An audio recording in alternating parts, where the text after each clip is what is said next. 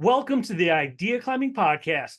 Today, we're discussing how to be a great podcast guest with my guest, Noémi Beres, who is the co-owner of the Podcast Connections podcast booking agency. She helps entrepreneurs and business owners enrich their lives through connections, sharing their knowledge, and connecting them to quality podcast shows.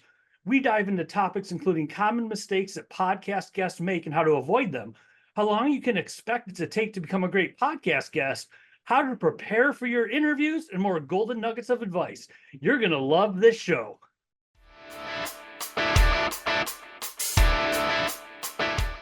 Welcome to the Idea Climbing Podcast. Today, I'm here with Noémi Beres, co-founder of Podcast Connections. There's a lot in the podcasting world with booking guests that we're going to get into, how you can be a good guest or even a terrific guest. And Noémi, I'd love to start with, how did you get into podcasting, doing what you do? What's the story behind it? Thank you for having me today, Mark. It's an honor. And yeah, it's a great story, actually. It was a completely and utterly accidental step that we just ended up basically in the podcast booking world. I became an entrepreneur in 2007. I have a master's degree in Scandinavian studies and Danish. I'm a Danish linguist, basically. So I didn't have anything to do with podcasting. More likely, I was into online marketing, social media marketing, and we had an online travel-related business for 14 years with my husband. But because of the pandemic, that stopped, and everything from one day to another, like many other businesses out there, that's what happened to our business. So luckily, we had a mentor, an Irish guy. We lived in Ireland before, so we had some, Irish connections. And he advised us to start something in the podcasting industry, in the podcasting niche, because it was booming back in 2020. And that's how we ended up here. I didn't even listen to podcasts before 2020, to be honest with you. But that was it. We had to pivot, and that was the pivot. And that was the next step we took. And that was 4 years ago. We just celebrated our 4th anniversary. And happy anniversary. Thank you so much. And we're still going strong. So it's good news. And I love working with clients worldwide, mainly from US, Canada, UK. And I always tell people that I live in my American bubble here in Cyprus because I have more connections in the US than in Cyprus, which is sad, but true. It happens. As far as being a podcast guest, if someone's interested in it, what's the starting point? Do you just find people and email them cold? What's the starting point of preparing to be a good guest? First of all, you have to do your research and you have to figure out what your niche is. That's the first step and most important step. Sit down, think about it. So what's your business about? What's your niche? Who is your ideal client? Who is your ideal listener? And then you can check out, iTunes or AKA Apple Podcasts or Spotify. You go there and you try to find podcasts that align with your message and that align with your business. And that's the biggest and first step. And then once you find one, you scroll down and there are lots of options out there where they are similar to that podcast, and you can really go down in a rabbit hole, but because it's a lot of research. And then you can coordinate that and organize that research by creating a Google worksheet and just put all the information there and all the podcasts that interest you. So you keep it organized and you can see afterwards what kind of podcast you want to target. What does an outreach to a podcaster look like from the guest perspective, potential guest perspective? You can outreach in different ways. There are podcasts, they have like a submission form, a podcast guest application form. That's the easiest option because you go to their website, you fill out the application form, you submit all your details, your topics, your talking points, your bio, links, everything, and then you wait. And then they may get in touch with you or they may not. It really depends. You have a 50% of chance. The other way around is that once you have their email address, you can just email them. And your pitch, I don't like the word pitch, but yeah, we use that.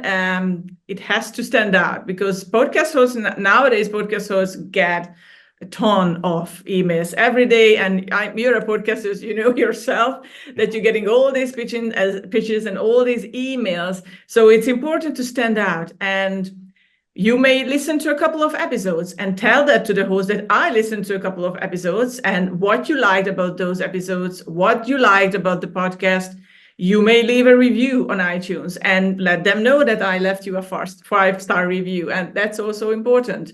You know, you can stand out of the crowd that you already did your work, you already did your homework, and you did this research. And obviously it doesn't have to be long, that outreach email or message or whatever you write, because you have to find that sweet spot, which is not too long, not too short, but you include all the important information about you, about your bio, include your bio again, your most important topics, maybe a sample interview, or maybe I heard about this recently, like don't include all of your interviews or a very long interview, maybe just a videogram that you really liked from that specific interview, and you just include that because people don't have time nowadays and they won't watch your full 47 minutes interview or something like that. So you can start with that, and it probably, hopefully, bring you results when you reach out to a host like in that way. Well, when you start getting results, what comes next? What does a great, I'll say that. What does a great guest, look and sound like on a show? What do they do differently than the average or bad guests? The most important thing is to be open, to be vulnerable, openly share your story, whatever you're comfortable with. Obviously, you don't have to share everything, but be open and be authentic. I mean, authenticity is just so important nowadays. And you can stand out from the crowd by being authentic. And also be respectful with the host time. There are no shows and people don't show up for their interviews, and that's not respectful. I mean, everybody is busy, everybody has work to do. So be on time and be prepared.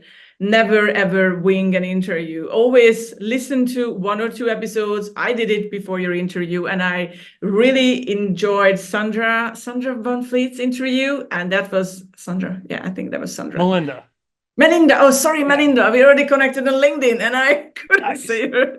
Melinda, she was amazing, and I love manifestation, and she was talking about that, and I listened to that interview. I wanted to know your style, your vibe, what kind of questions you usually ask. So, I did my homework. So I would advise that we all do our homework and just listen to a few episodes and just to understand what's the show about. So get prepared, prepare your topics, prepare your talking points in advance. And I think it's just a good idea, maybe just to practice the interview if you're just starting out as a guest, maybe with someone from your family, it can be fun. Or another option, that if you use Zoom, you can record yourself and as if you're doing an interview, or, just be inventive or like creative and record it, listen to yourself back. What would you change? I think that's a good starting point. Yes, I mean, I think these are the most important things, that you can be a great guest and also try to be engaging, not to be stiff, not to be too formal, but like, be conversational. This is like a human conversation, like as if we are having like, a coffee or a tea or whatever, and we're having a chat. So treat it as it is. You are not a keynote speaker here. Everybody's at home in their home office. Just try to be conversational and relax and enjoy the conversation. That's the most important thing. Well, one thing I'd love you to unpack a little bit more. You said you're not a keynote speaker. I know that's one of the things that when I interview keynote speakers, sometimes I have to tell them ahead of time, this isn't a keynote. Don't go into, a 15-minute story. Yeah. Could you unpack it a little bit more? What should it look like as far as when you say don't be a keynote speaker on a podcast? Yes, I can. Thank you for that question, because it's an important one. I just posted about this topic on LinkedIn. I think that was yesterday. And so don't create a monologue for your story, for your company, because it has to be like a 50-50 conversation between you and the host. And I think that's really important. So yeah, you're not on a stage, and this is a conversation. It's a keynote speaking opportunity. It's not a conversation. It's something that you share with the world, and you have a TEDx speak, and you have, I don't know how many minutes, like 15, 18, whatever minutes, but this is a conversation. This is so different. I mean, this is, I guess it's a bit more human. So treat it as it is, and just talk to a friend or talk to a colleague in the industry.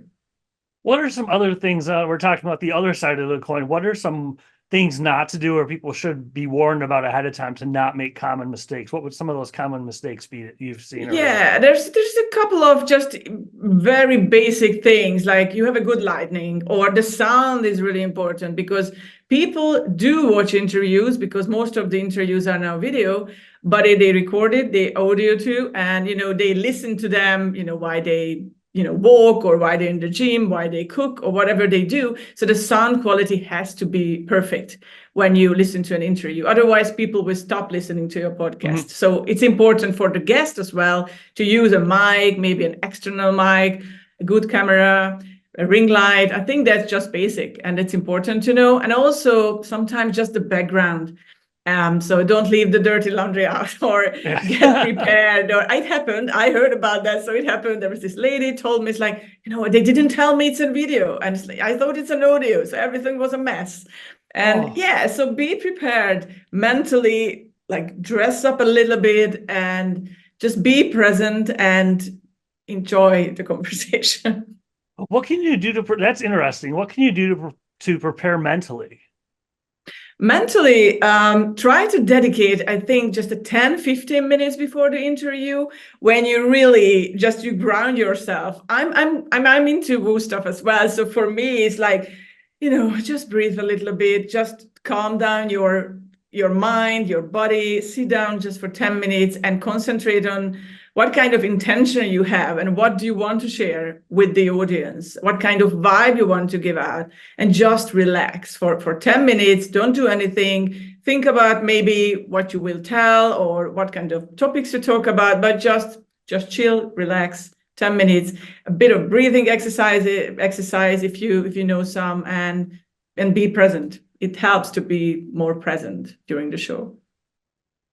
As far as being present, would you include things like meditating or something like that beforehand, even if it was just 10 minutes? Yeah, I guess. Yeah, I mean, I meditate every day, although not before the interviews. I don't have time for that. I always have space and time for that in the morning. But yeah, there are so many like shorter meditation exercises that you can try even for 5 minutes, 10 minutes, and it will make a difference before you go to an interview, and you're not stressed and you're not rushing from one interview to another. And that's my other advice, because I know some people love to do interviews in a batch, and I'm doing 5 interviews today, like in a row. And I wouldn't advise that. And I've seen people doing that, and I don't think so it's a good idea. Like my advice, I would say pick one, maybe 2.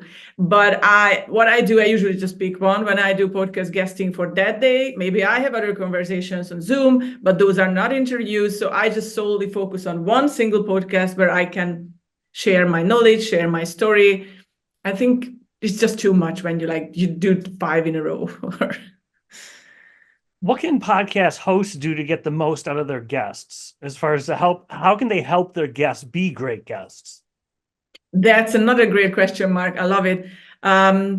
First, be patient and be calm and be comforting somehow, because not everyone is an established podcast guest. Some people are a bit more nervous and they didn't do that much podcast guesting before. So I think just try to calm them. And maybe, again, when they get on a call, don't put them straight away or live. Just try to relax and have just let a little bit of chit chat, like maybe 5 minutes. Dedicate your time 5 minutes. Just have a little bit of chat. What did you do today? How are you today? How are you feeling? Are you tired? You're not tired? What's your day look like, or whatever, just to keep them calm and stay connected with you. I think that's really, really important. And that will really define the whole vibe of the conversation that you will have with the guest. I think it's important. What's your take on, I'll call them canned questions? I know I've had sometimes a guest will send 5 or 10 questions ahead of time. Other guests, like what we're doing, we're just having a conversation. We're going to see where it goes, make some great points, give some good help. Where do you stand on canned questions versus an improvised interview? I love free flow interviews, like improvised interviews. When I started out, it was a big help. When I never actually sent questions to anyone. Sometimes I got questions from the hosts, and those questions could help people who's just starting out in guesting, and it might help them. But when you do a lot of podcast guesting, I think it's just important to be clear about the topics and the talking points, and then you are good to go. I think you can just stick to those. I'm not a huge fan of them anymore, and not a huge fan of them either when the host sends out 20 questions. These are the questions we're going to talk about, and yeah, it's a bit like more robotic or monotone, so it doesn't have that flow that when you have just a normal conversation. I tried both. I prefer the free flow version for sure. Yeah. If someone's just getting started, is there an average number? Like you'll start to lose your sea legs or nervousness after 5 podcasts, or you can expect it to be 10 podcasts. Is there a certain number, or does it just completely depend on the individual? I think it really depends on the individual. I had people, they were starting out and they were amazing after 1 or 2 interviews. Some people need more time. It really depends on the personality, I think. But I guess if you do 5, 10 interviews, it's better. You feel better. You feel more comfortable on camera and to listen back to your voice. This is what I hear from people. They hate listening back to their interviews and their voice, how they sound. I just had I had a workshop yesterday, and she told me, I don't want to do interviews because I don't like my voice. And so don't listen it back. So just do it, because she was great. And she had a lovely voice. And so she just wasn't comfortable on the podcast. Yeah. So. Oh my gosh. I know how that goes. There's times I don't really want, I will watch it and listen to it, but when I got started, I definitely fell into that bucket of, I don't like my voice. It sounds weird. As far as after interviews, what do good podcast guests do after the interview? First, they send a thank you note to the host after the interview. Just appreciate their work, because I know that you do an amazing job and you dedicate your time, money, and energy into creating these great podcasts worldwide. There's so many podcast hosts out there. So send a thank you note. And I actually had a chat with a podcast host from Ireland, and he told me that for example, he does post interviews, post chat after the interview with people who were a guest on his podcast, and they just have a chat. They book a chat maybe for 10-15 minutes, how they can help each other. And this is, I have to emphasize, this is not a sales call.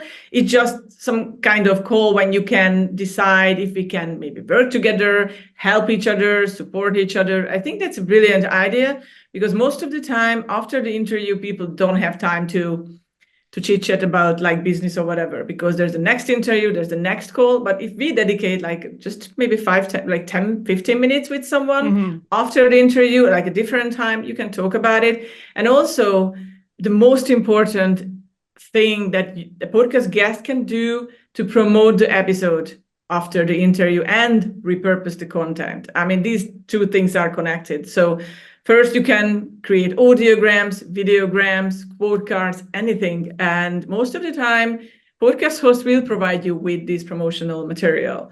And then you can start sharing on all your social media channels and tag the host, because then you can reach a broader audience. Plus, you also, by tagging them, you appreciate their work. I think that's really, really important. So promotion and repurposing, these are the 2 keywords nowadays in the podcast guesting world.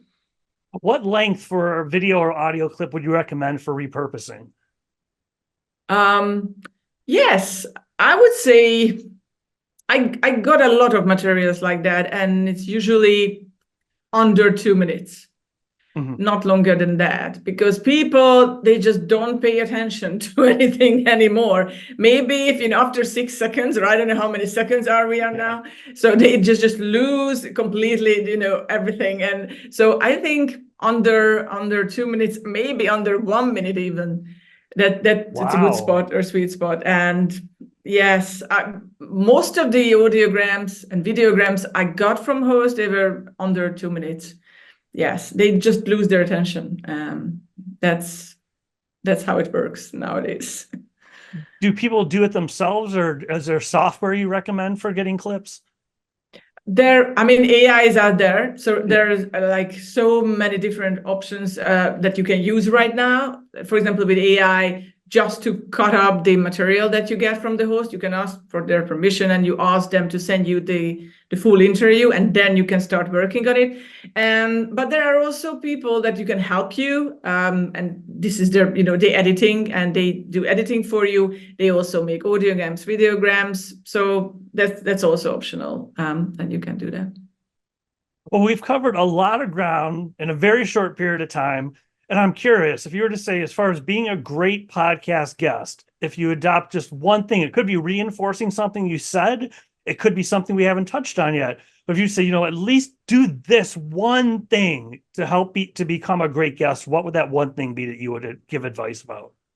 I think I mentioned it. Be authentic, be open, be vulnerable, share your message, share your story and knowledge. And don't treat the podcast as an advertisement, because it's not. It's the place for sharing knowledge and sharing story, and not just promoting your book or your service. And you have to be like laser focused about that, because this is not just an ad. It's so much more than that. That is a beautiful way to close. If people want to find you, where's the best place to go?